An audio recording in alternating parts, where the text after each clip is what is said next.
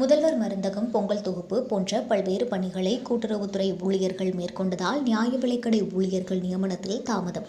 அதற்கான பணி தொடங்கியுள்ளது. ஓரிரு வாரங்களில் பணி நியமனம் செய்யப்படுவார்கள். அமைச்சர் KR பெரியகருப்பன் மானாமதுரையில் பேட்டி.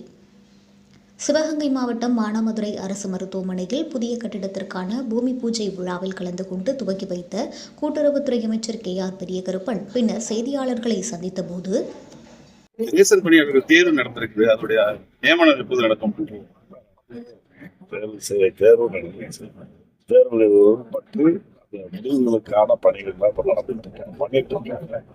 இடையில பொங்கல் தொகுப்புகள் கொடுக்க வேண்டியது இந்த துறையினுடைய பணியாக இருக்கு. அது ஒரு 10 நாள் அந்த பணிகள் அதைத் தொடர்ந்து தமிழ்நாடு முழுவதும் ஏழை எளியவர்கள் நடுத்தவர்கள் எல்லா தரப்பு மக்களும் பயன்படுகின்ற வகையில மாண்புமிகு முதலமைச்சர் அவர்கள் தீர்வு செஞ்சிருக்கிறார்கள். உன்னதமான திட்டம் முதல்வர் மருந்தகம்.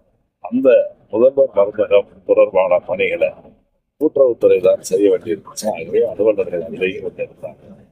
ஒரு வாரங்களுக்குள் நிச்சயமாக அந்த முடிவுகள் அறிவிக்கும். முதல்வர் மருந்தகத்துக்கு இப்படி வரவேற்பை பத்தி நீங்க தான் சொல்லணும். எதிர்பார்ப்பு இருந்துச்சு.